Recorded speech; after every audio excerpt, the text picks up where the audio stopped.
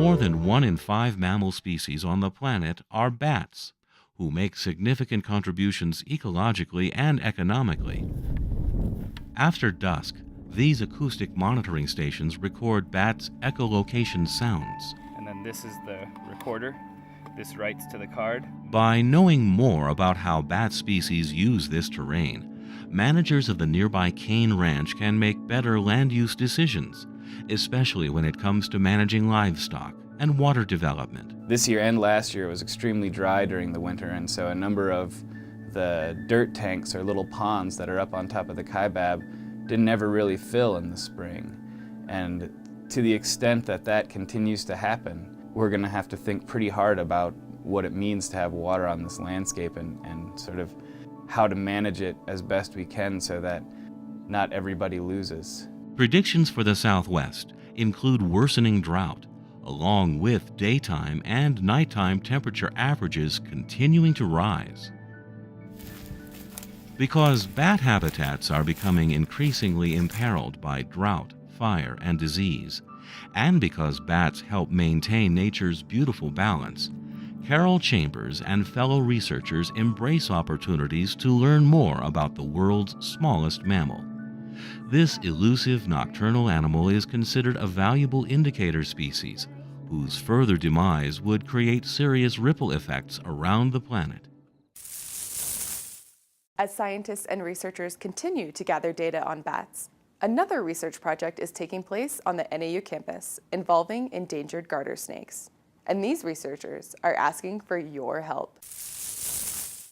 My name is Noelle Fletcher, and my project is basically focused on seeing how effective citizen science is in helping to get information for conserving 2 species of garter snake, the narrow-headed garter snake, which is in Oak Creek, and then the northern Mexican garter snake, which is down here in Dead Horse.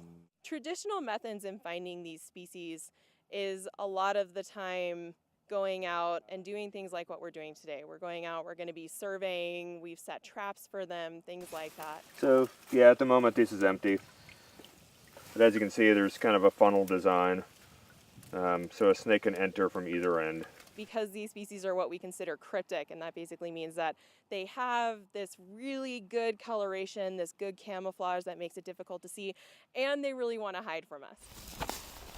When we come out here, it can take hundreds of person-hours to find a single snake. And that's a problem when they've recently been listed when it comes to something like a conservation plan. And so citizen science is basically using people who are out recreating in the Verde or in Oak Creek. And the idea is that if we can get people to tell us that they've seen one of these species, that we can get more information on this. So we have a little over 60 citizen science volunteers right now.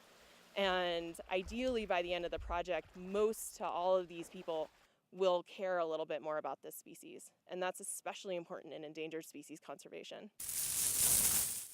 If you happen to be spending time near the Verde River or Oak Creek Canyon and come across one of these snakes, simply take a picture, go to their website, and let them know.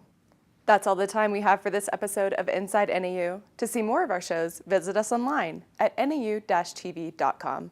I'm your host, Carly Strauss. Thanks for watching.